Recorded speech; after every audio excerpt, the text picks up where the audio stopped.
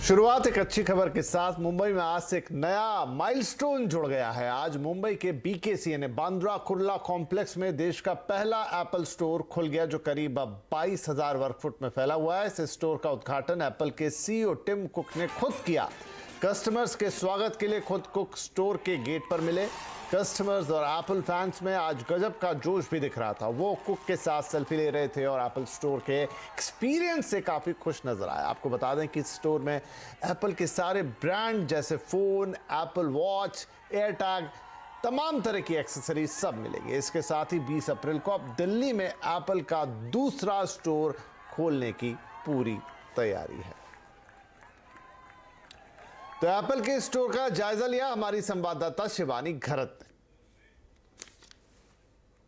ठीक 11 बजे एप्पल के बीकेसी स्टोर के दरवाजे खुले और सबसे खास बात और सबसे हार्ट वार्मिंग चीज जो यहाँ हुई कि टिम कुक खुद सबसे पहले आने वाले कस्टमर्स को वेलकम करने के लिए दरवाजे पर खड़े थे। कई लोग इनफैक्ट यहाँ पर रात से क्यू लगाकर खड़े हैं। कईयों ने अपना पहला जो एप्पल का परचेज है वो भी अपने साथ लाया है, तो काफी एक्साइटमेंट है। लॉन्च से पहले इनफैक्ट ढोल स्टोर के बाहर बजे और कई लोग जो अंदर आ रहे थे उनका वेलकम जो एप्पल के एम्प्लॉइज ने है वो बीकेसी ये चिल्लाकर किया।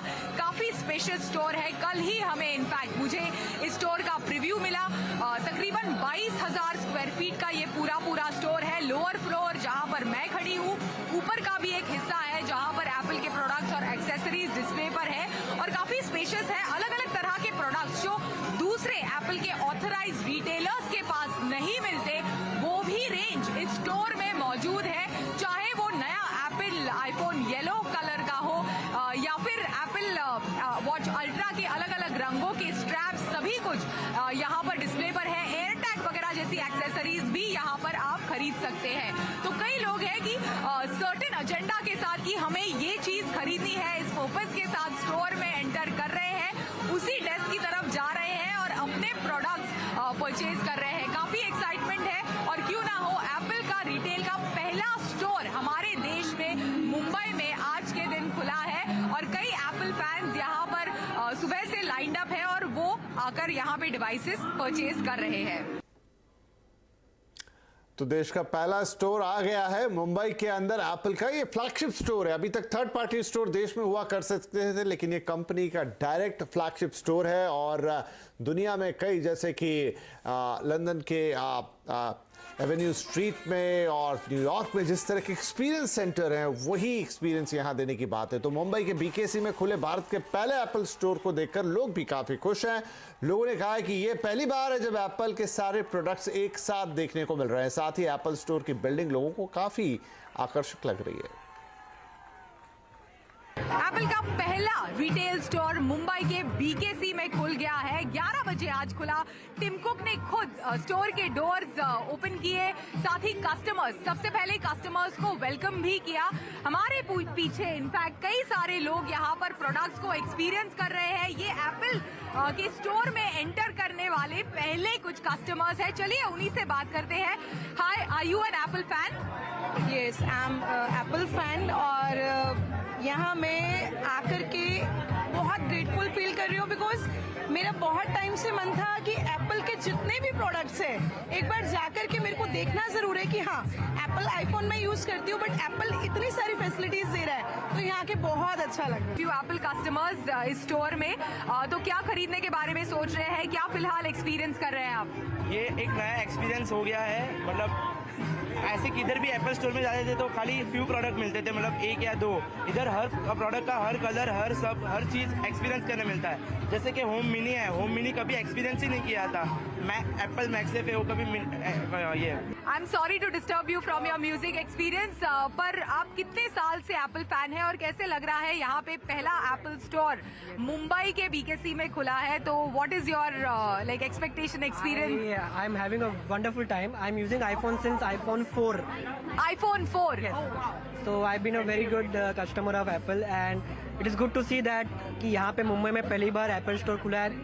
इनफैक्ट इंडिया में सबसे पहली बार एप्पल स्टोर है, and it is super excited to see and be a part of Apple family. ढोल बज रहे थे. ऊपर से टिम कुक ने खुद यहाँ पर कस्टमर्स को वेलकम किया, पहले कस्टमर्स को वेलकम किया, और ओवरऑल एक्सपीरियंस और ये जो पूरी एनर्जी यहाँ पर है वो हाई ऑक्टेन एनर्जी आपको मिल रही है. और जैसे ही हम लोग ने इस स्टोर को एंटर किया तो एम्प्लॉइज बीकेसी की गूंज अभी तक मेरे कानों में है. So it has been a wonderful first day यानी launch for the Apple store in the country. Shivani खुद भी काफी एक्साइटेड नजर आ रही थी और कल भी बीकेसी स्टोर पहुंची थी, बीकेसी एप्पल, और आज एक फॉर्मल इनॉग्रेशन हुआ इस स्टोर का जिसमें टिम कुक खुद मौजूद रहे, एप्पल के सीईओ. लेकिन अभी और कहानी बाकी है. देश में एप्पल का दूसरा स्टोर अब दिल्ली के सिलेक्ट सिटी वॉक मॉल में खुलने जा रहा है. 20 अप्रैल को इसकी ओपनिंग होनी है. ओपनिंग से पहले कि ये सेल्फी पॉइंट बन चुका है और हमारी संवाददाता दीपाली नंदा दिल्ली के इस अबाउट टू ओपन स्टोर में पहुंच चुकी हैं. टिम कुक के वहां भी जाने की बातचीत है, लेकिन फिलहाल यहां पर क्या माहौल है बता रही हैं दीपाली नंदा.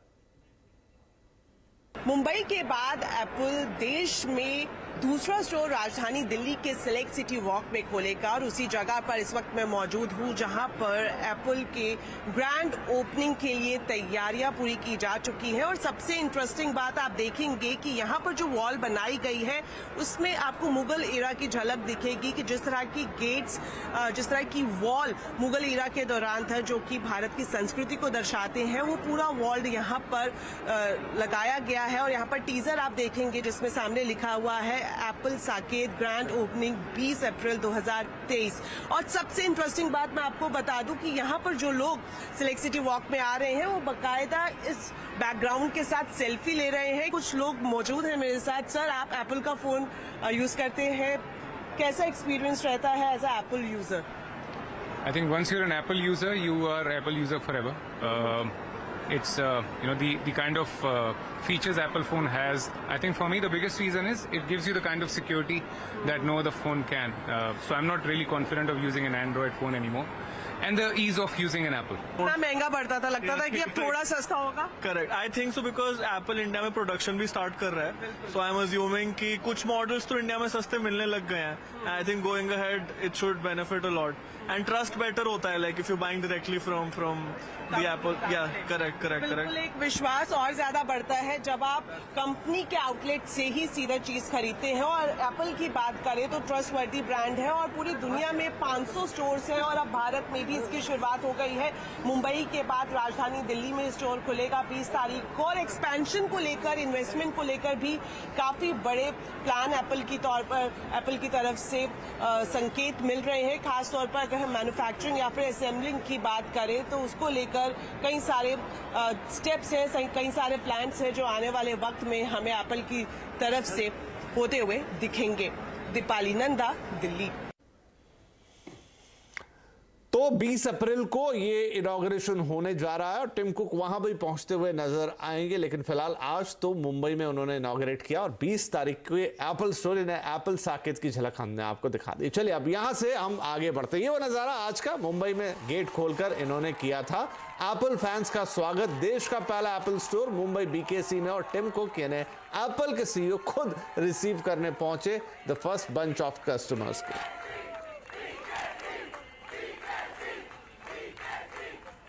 चलिए बात करते हैं बाजार की. फिन निफ्टी एक्सपायरी के दिन आज बाजार दायरे में ही कारोबार करता हुआ दिखाई दिया. सेंसेक्स 184 अंक जरूर गिरा और 59,227 पर बंद हुआ, तो निफ्टी 47 अंक गिरकर 17,660 पर. आज सबसे ज्यादा खरीदारी फार्मा, रियल्टी शेयरों में देखने को मिली, लेकिन PSU bank, IT, metal index भी बढ़त पर बंद होने में कामयाब रहे. पूरा एक्शन हमें बताएंगे हमारे सहयोगी सुमित मेहरोत्रा. तो सुमित, एक मिक्स सेशन था ये, लेकिन फिर भी एक्शन अगर आपसे पूछें तो वो कहां दिखा? देखिए, अगर स्टॉक स्पेसिफिक बात की जाए या फिर मार्केट में इंडेक्स के गेनर्स लूजर्स की बात की जाए तो सबसे पहले आज निफ्टी के टॉप गेनर में भी आपको फार्मा और आईटी दिखाई पड़ेगा। डीवी स्लैब करीब 3.5% ऊपर, एचसीएल टेक 2% ऊपर, सिप्ला 2% ऊपर और इंडसइंड बैंक करीब 2% तेजी यहां आते हुए दिखाई पड़ी। निफ्टी लूजर्स में पावर ग्रिड प्रेशर में अल्ट्राटेक सीमेंट 2% नीचे, अदानी एंटरप्राइज 1.5% नीचे और अपोलो हॉस्पिटल करीब 1.25% का फॉल यहां बनता हुआ दिखाई पड़ा। मिड कैप में लीड कर रहा था यस बैंक 9% ऊपर, लुपिन 6%, सुंदरम फास्टनर 4% और बीएचईएल करीब 4% की तेजी यहां बनते हुए दिखाई पड़ी। मिड कैप के गिरने वाले शेयरों में टाटा केमिकल 6% नीचे रहा। न्यूज फ्लोज का इंपैक्ट, क्रिस्टल नंबर्स के बाद 4% टूटा, एआई इंजीनियरिंग 3% नीचे, स्कैफलर इंडिया नंबर्स के बाद करीब 3% के आसपास का डिप यहां पर भी आता हुआ दिखाई पड़ा। तो कुछ नंबर्स का इंपैक्ट आज स्टॉक्स में, लेकिन अभी भी जो दिग्गज कंपनियों के नंबर्स है वो अवेटेड है। महाराष्ट्र की राजनीति में इन दिनों चर्चाओं और अफवाहों का दौर चल रहा है। इसी बीच एनसीपी नेता अजीत पवार ने आज साफ किया है कि उनके बारे में अफवाहें फैलाई जा रही हैं और वो पार्टी छोड़कर कहीं नहीं जा रहे हैं। इससे पहले चर्चा थी कि अजीत पवार एनसीपी के 53 में से 34 विधायकों के साथ पार्टी छोड़ सकते हैं। उनके ट्विटर हैंडल से एनसीपी का चुनाव चिन्ह हटने के बाद से चर्चा को और बल मिला। इससे पहले अडानी मामले पर शरद पवार ने मोदी सरकार का बचाव किया था। वहीं पवार की बेटी और एनसीपी नेता सुप्रिया सुले ने कहा कि दिल्ली और महाराष्ट्र में 2 बड़े राजनीतिक धमाके होने वाले हैं। कयास ये लगाए जा रहे थे कि सुप्रीम कोर्ट शिवसेना शिंदे गुट के 16 विधायकों के डिस्क्वालिफिकेशन पर कोई फैसला दे सकता है। ऐसी हालत में महाराष्ट्र सरकार बचाने के लिए बीजेपी को विधायकों की जरूरत पड़ सकती है। अजीत पवार ने इस पर भी साफ किया था कि 16 विधायक घटने के बावजूद महाराष्ट्र सरकार पर कोई संकट नहीं आएगा। आज अजीत पवार ने एक बार फिर से ऐसी सभी अफवाहों को गलत बताया। आपण जे काही सातत्याने माझ्याबद्दलच्या बातम्या पसरवताय किंवा दाखवताय, मी आपल्याला सांगेन की त्याच्यामध्ये यत्किंचितही तथ्य नाही। तुम्ही जे दाखवलेले 40 आमदारांच्या सह्या घेतल्यात, असं काही आमदारांच्या सह्या घेण्याचं कारण नाही। आम्ही सगळेजण राष्ट्रवादी काँग्रेस पक्षाचेच आहोत, राष्ट्रवादी काँग्रेस पक्षातच राहणार आहोत। त्याच्यामुळे ह्या बातम्यांना कुठल्याही प्रकारचा आधार नाही। लेकिन इधर कर्नाटक चुनाव की गहमा गहमी भी तेज होती जा रही है। तो कर्नाटक का चुनावी माहौल क्या है और क्या वहां फिर से बीजेपी की सरकार बन पाएगी? क्या वो एक समीकरण की भाई एक सरकार दोबारा नहीं आती, वहां पर रिपीट नहीं होती, उसको तोड़ पाएगी? आज आवाज अड्डा में इसी पर करेंगे बड़ी चर्चा। शाम 7:57 पर जरूर देखिए आज का आवाज अड्डा। कर्नाटक चुनाव माहौल क्या है? अब बात करेंगे उत्तर प्रदेश की, जहां पर माफिया अतीक अहमद और उसके भाई की मौत के बाद कानून व्यवस्था को लेकर कई सवाल उठ रहे हैं। इस बीच यूपी के सीएम योगी आदित्यनाथ ने लखनऊ में एक कार्यक्रम में कानून व्यवस्था पर 2 टूक बात कही। उन्होंने कहा कि 2017 से पहले देश में कानून व्यवस्था लचर थी, पर अब ऐसा नहीं है। अब कोई भी माफिया किसी को डरा धमका नहीं सकता। राज्य में किसी को डरने की जरूरत नहीं है। उत्तर प्रदेश में कानून का राज है। बता दें कि माफिया अतीक अहमद की हत्याकांड के बाद आज पहली बार सीएम योगी आदित्यनाथ ने बड़ा बयान दिया है। इस बीच यूपी में राज्य सरकार ने माफियाओं पर शिकंजा कसने की पूरी तैयारी कर ली है। बताया जा रहा है कि उत्तर प्रदेश पुलिस ने अपराधियों की एक लिस्ट बनाई है। इसमें कुल 61 माफियाओं के नाम शामिल है। इन पर हत्या, अपहरण, अवैध शराब कारोबार और अवैध संपत्ति जुटाने या कब्जाने के आरोप हैं। उत्तर प्रदेश 2017 के पहले 2 बातों के लिए, यानी उत्तर प्रदेश की कानून व्यवस्था तो बदतर थी ही। उत्तर प्रदेश दंगों के रूप में कुख्यात था। बहुत सारे जनपद तो ऐसे थे जहां के नाम से लोग डरते थे। आज मित्रों, उत्तर प्रदेश में किसी जनपद के नाम से डरने की आवश्यकता नहीं।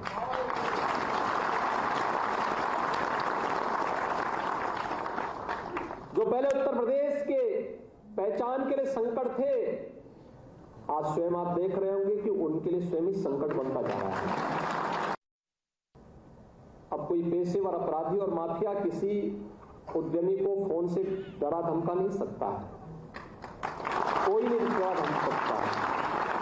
उत्तर प्रदेश आज बेहतरीन कानून व्यवस्था की गारंटी आपको देता ही है, लेकिन जो 2 अन्य कलंक यूपी में थे कि जहां से यूपी में घुसो, जहां से सड़कों में गड्ढे दिखाई दें, समझ लो उत्तर प्रदेश की सीमा आ गई है।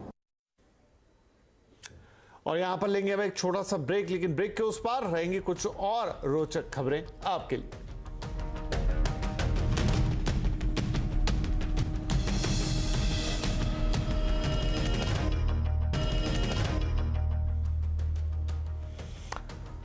Welcome back. आप देख रहे हैं आवाज समाचार और अब कुछ और खबरों का रुख करेंगे। चुनाव से पहले मोदी सरकार आम लोगों के लिए बड़े तोहफों की तैयारी कर रही है। कल हमने आपको बताया था कि अगले साल एक साल में 8 लाख से ज्यादा सरकारी नौकरी और 100 से ज्यादा उद्घाटन और शिलान्यास किए जा सकते हैं। तो आज हम आपको बताते हैं कि एविएशन और इंफ्रास्ट्रक्चर में क्या क्या खास होने वाला है। डिटेल के लिए चलेंगे अपने संवाददाता रोहन सिंह के पास।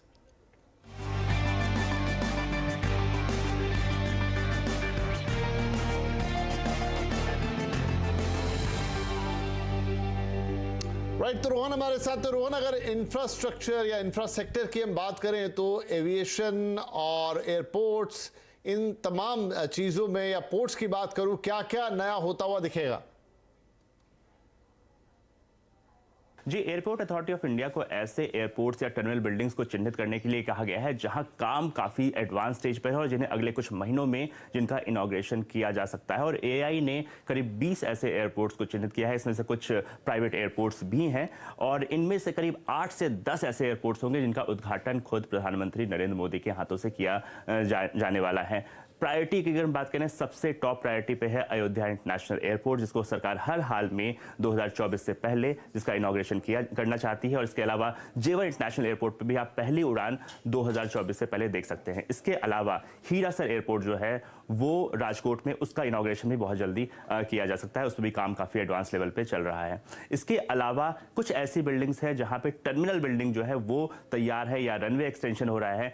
दिल्ली के टर्मिनल 1 का विस्तार जो है वो काम काफी आगे चल रहा है और उसे भी आप 2024 से पहले पूरा होता हुआ देखेंगे। इसके अलावा कानपुर, सूरत, पोर्ट ब्लेयर, जबलपुर, पुणे, लेह जैसे जो एयरपोर्ट्स है वहां पर टर्मिनल बिल्डिंग नहीं बन रही है। इनमें से कई सारे शहर बहुत इंपॉर्टेंट है और वहां भी प्रधानमंत्री नरेंद्र मोदी टर्मिनल बिल्डिंग का इनॉग्रेशन कर सकते हैं अगले कुछ महीनों में।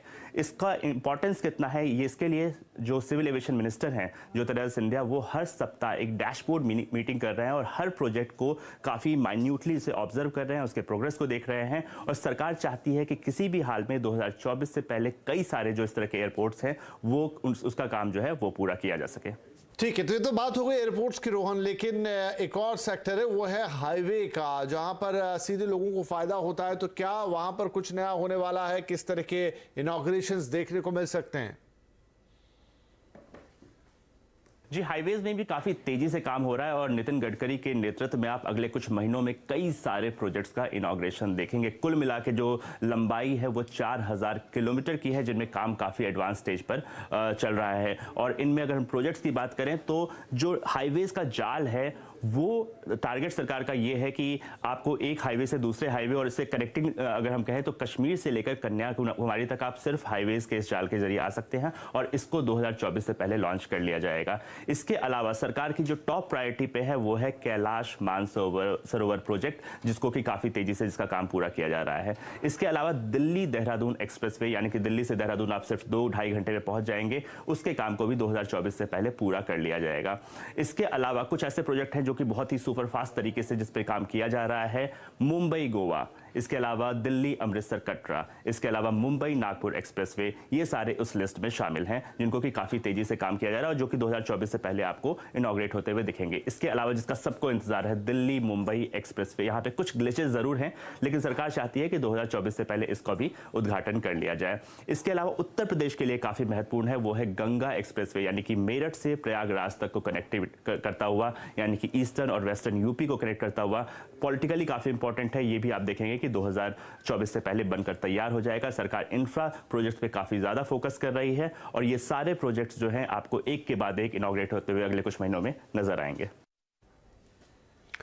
शुक्रिया रोहन। तो ये थे सरकार की इंफ्रा या तमाम पोर्ट्स, एयरपोर्ट्स, उनके ऊपर जो फोकस है। अब चुनावी मूड में सरकार है और वो अपने काम को जनता के सामने रखने के लिए तैयारियां कर रही हैं।